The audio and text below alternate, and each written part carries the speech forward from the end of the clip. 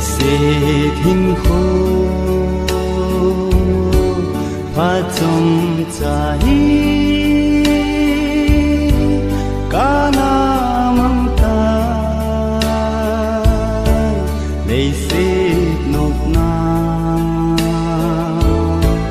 tuôn ca nghe na hình rồi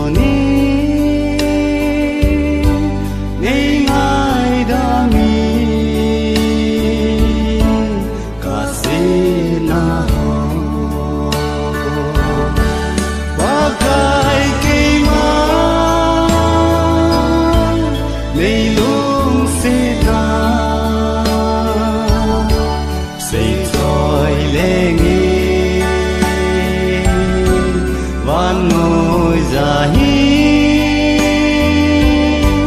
kiến xây